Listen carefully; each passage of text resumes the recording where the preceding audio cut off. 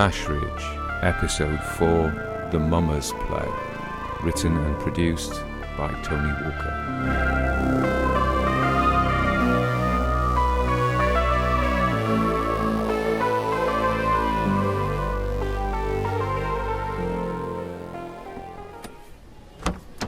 Looks like they're going in already. Mummy has to go now, love. But Uncle Steve is going to take you to the canal to see the ducks. You like the ducks, don't you, Aaron? It's just separation anxiety, Em. He'll be fine once you're gone. Maybe I should just skip it tonight. I don't want to leave him like this. Emily, love, you can't keep putting your life on hold every time Aaron gets upset. He's got to learn sometime. You've been looking forward to this all week. It's important for you to have something that's just yours. Something that lets you step away from being mummy for a bit. Go on. We'll be fine, me and the little man. I'll take him to feed the ducks, maybe grab an ice cream. By the time you're done, he'll have forgotten all about this. Okay, I'll go. But if he doesn't settle, if he needs me... I'll come and get you. But he'll be fine, Em. You'll see. Mummy loves you, baby. Be good for Uncle Steve, okay?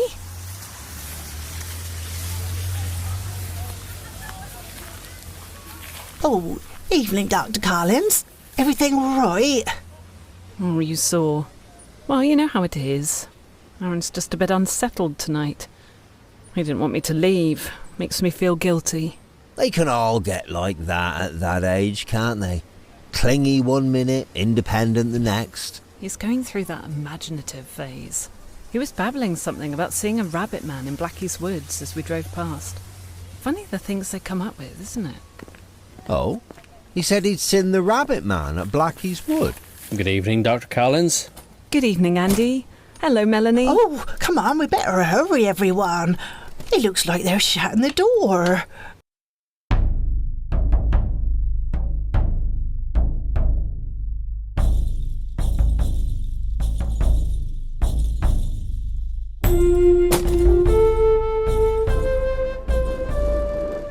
Hello, everyone.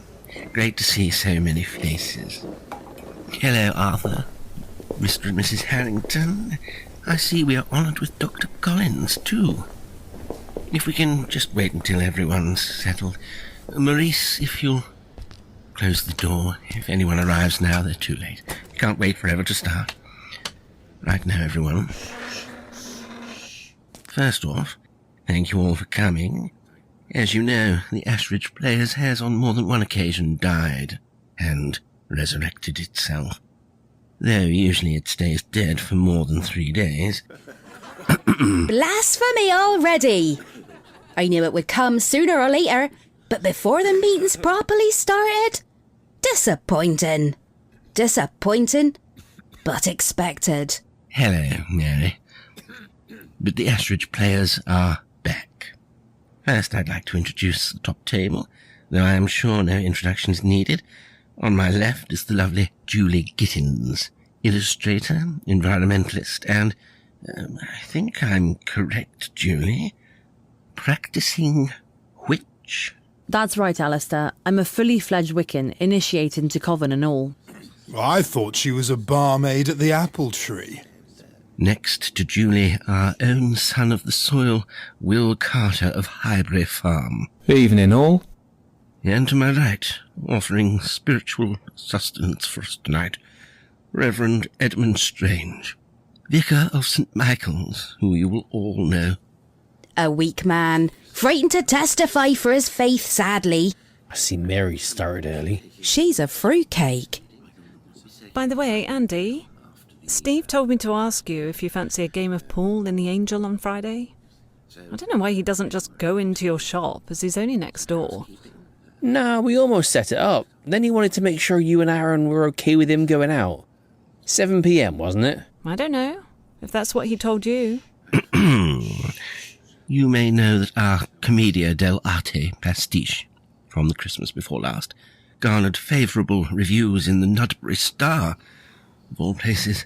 And, of course, modesty forbids me from noting that our adaptation of Tess of the D'Urbervilles, penned by my own hand, was extremely well received, and even picked up by Exeter Rep. So, you know my latest idea is to revive the Mummers play for Ashridge. Thoughts, people, if you have any?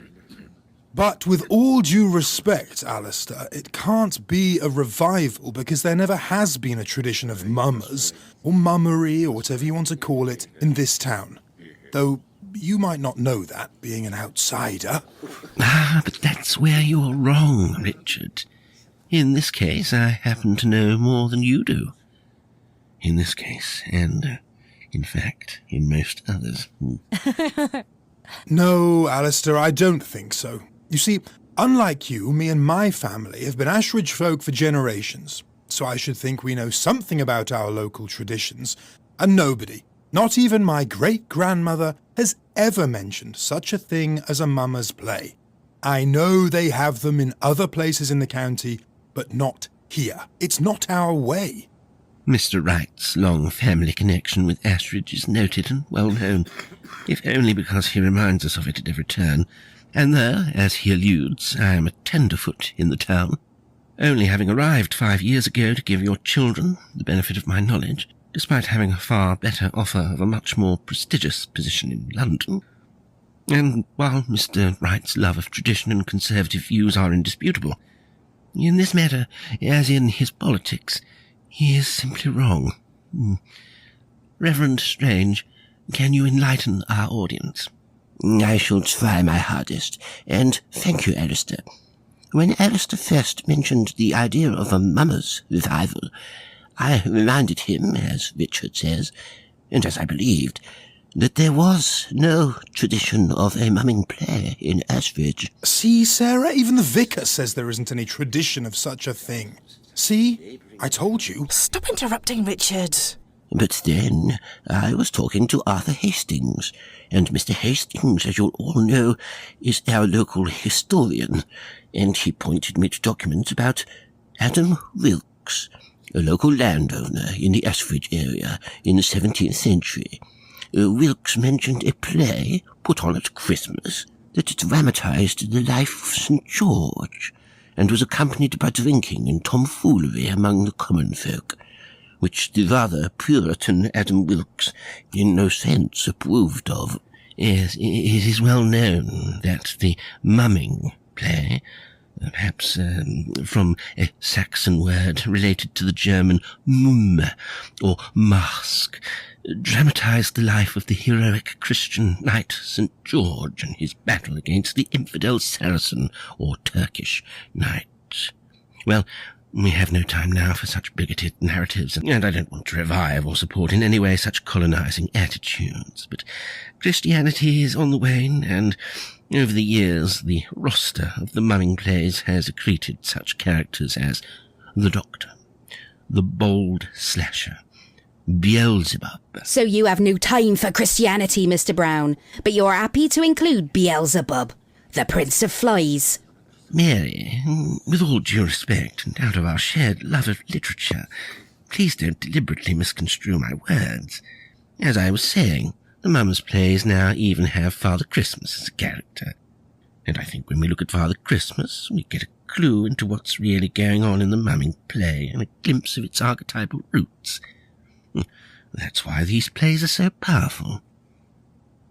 As a devotee of the great poet William Wordsworth, who saw behind huge and mighty forms, I must say that I was not against creating such a play for the first time, as tradition is always remade and repurposed for different times, and mumming has roots in England, even if not at Ashridge, and I had no objection to grafting a new plant onto the old stem of this village. I say again, there is no real tradition. You're just making stuff up in your normal pompous, arty-farty way. Sit down, Richard. You're making a fool of yourself and of me. By the way, Andy, I hope there've been no more visitors. Tell him, Andy. Well, I think we're seeing things. The light and that. And we got ourselves wound up because a fox had got into our house after I left the front door open. And all the coats on the floor, and that circuit board thing, and the face at the window. Oh, that sounds upsetting. Yeah, but we live in the flat above the shop. The window's 15 feet up. We thought we saw something that wasn't there. That's it, Mel. You know that. I dunno. Anyway, it gave us a shock. We'll speak about this another time. Can people please be quiet? Have some respect. Will wants to talk. What Alister's trying to say is that a revival like this will be good for the town. I've been looking into it, and there's a small village called Abbots Bromley up in Staffordshire. They have this thing called the horn dance that brings in big crowds. They have market stalls, the pubs do good business, the cafes, shops and whatnot all benefit. We can sell spaces to street traders for food, get Fletcher's Fun Fair in from Nutbury. And this Staffordshire horn dance might be genuine, or it might be a revival, or it might even be a fake. But they don't care. It's done good for Abbots Bromley, and it had to start sometime. So I say, let's start our own thing. The businesses of this town have been neglected by the county council for too long. If we don't do anything to promote ourselves, they certainly won't. All their money goes to Nutbury. They don't care about Ashridge. Isn't that true, Richard? Well, Will, it's true what you say about the county council. My point was one about tradition and authenticity. But you should know I'm certainly not against boosting business in the town. No, you're not, Richard. You're always 100% behind local business. Yes, I am. And if I'd been elected... Yes, indeed, Will. And that's a great reason to revive the mumming play. But I want to discuss its spiritual aspects. I was beginning to say something about archetypes and how these reach down into the spiritual wellspring of our psyche. Undoubtedly, on the surface, the mumming play is a commercial opportunity, as Will says, and it promotes community cohesion, as Reverend Strange says. But for me, it touches the earliest urges to drama, and ultimately to literature and storytelling. And these were religious urges, and ultimately, to be honest, pagan urges. Once again, you are deliberately discriminating and denigrating Christianity.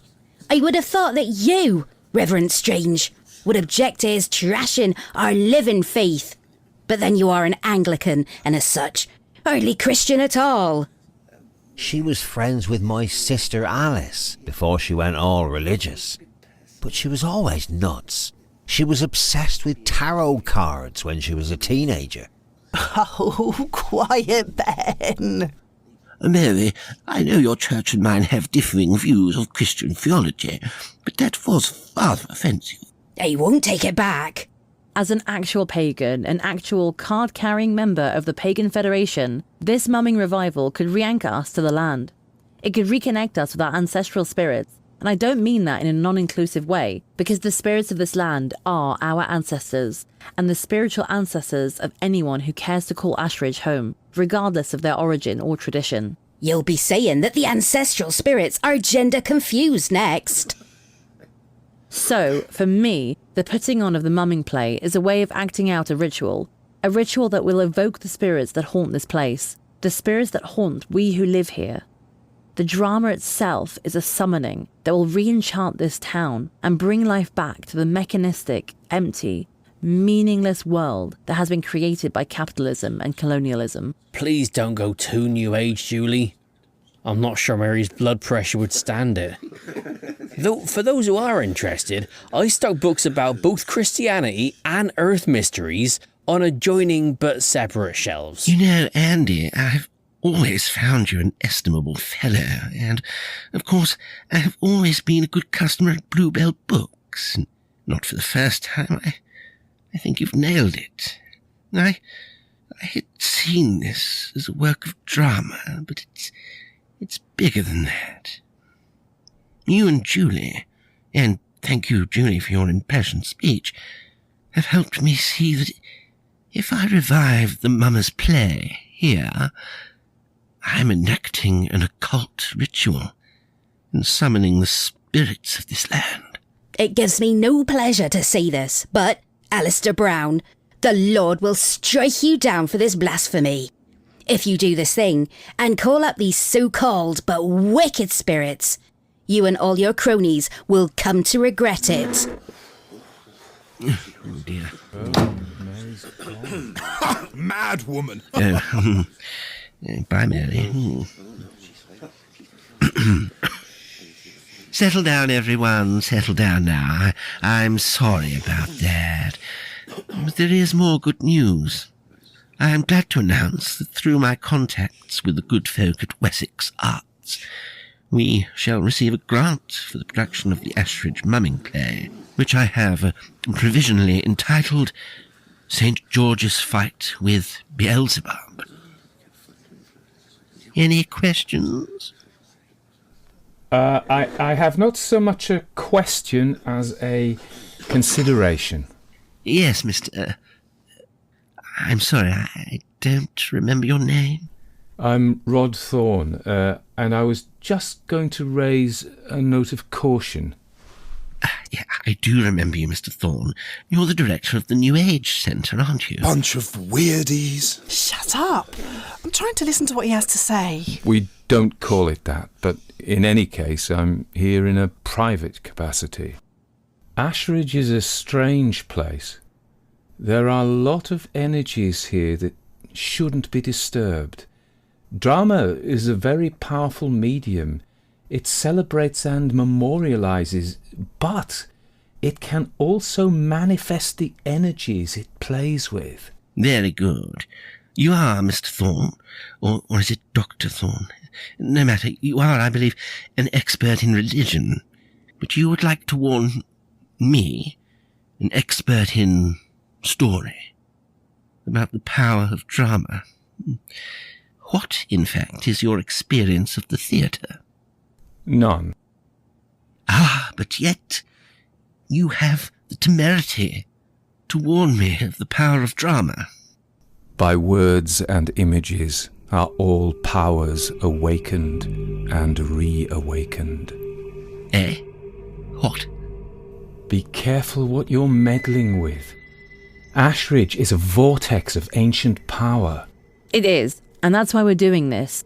Yeah, the mythos of the place is exactly what I want to tap into. The mystical energy of Ashridge and its surrounding landscape. But Mr. Brown, what is your experience of energy work? None. Touché. Nevertheless, I do know what I'm doing in putting on plays. The origin of theatre is in religion. Every play, in essence, is a ritual. If we do something here to call the spirits of this place, and there are many, the landwights, the visitors, the revenants, the so-called shinners, they may well answer. I've got books in my shop about all this if anyone's interested. Exactly, let them come. But not the rabbit man. I don't like you talking about him, Ben. Seriously. Young lady, you may summon them, and then you might not want to be at home when they come calling. This meeting was just to see how much interest there was in the idea, and gratifyingly many people have turned up. I want to cast the play over the next 2 weeks, and then we can start rehearsals. So people, we're holding first casting auditions next Wednesday here at 7 p.m. Hope that's okay and see you then.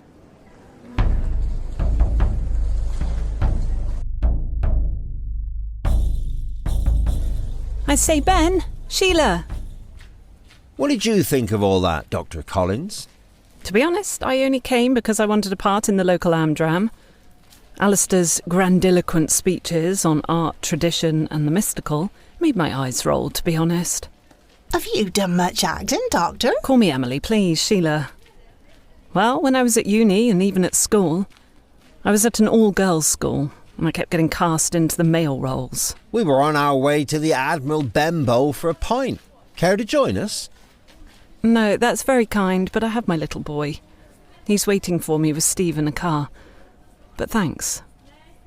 Listen, as we were coming into the hall, you seemed to know about what frightened Aaron. Ah, yes, the Rabbit Man.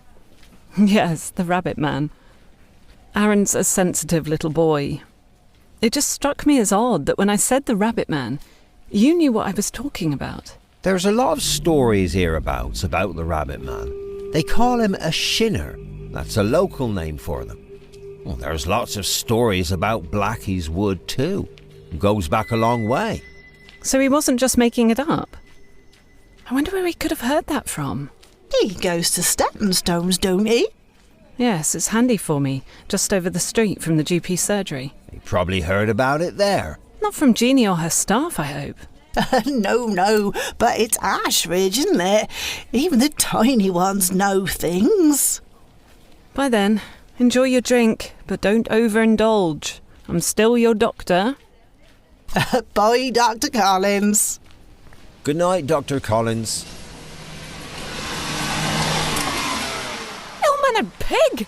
You nearly bloody ran me over! Did you see that black car? It nearly knocked me over. FBI's in town. FBI? What do you mean? Just joking. We don't have an FBI in this country. Though it does look swankier than the normal Ashridge car. It looks American, like a limo. The car, it's parked up just down Market Street. It must have just driven around the block. Are they watching us? Of course not. Did you see Andy? Did you tell him I'm up for a game of pool in the Angel Friday? Yes. Efficient as ever. Did you have a lovely time? We saw ducks and pigeons and a heron, and Aaron went on the swings and the roundabout, and I put him on my knee to go down the banana slide.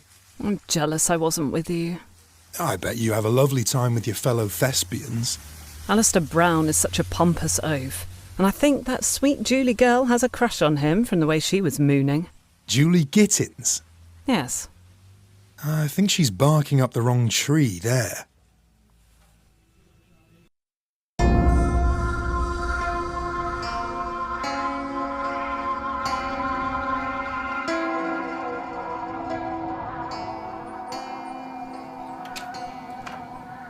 Aaron settled all right.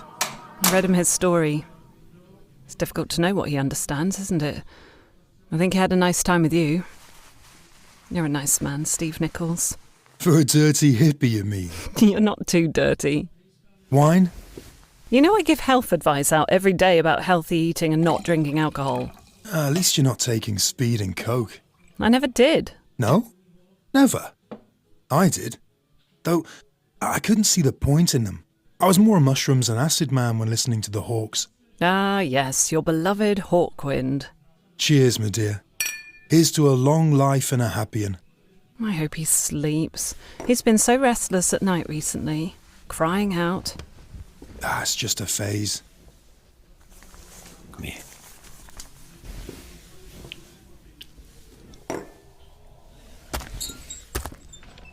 What's that?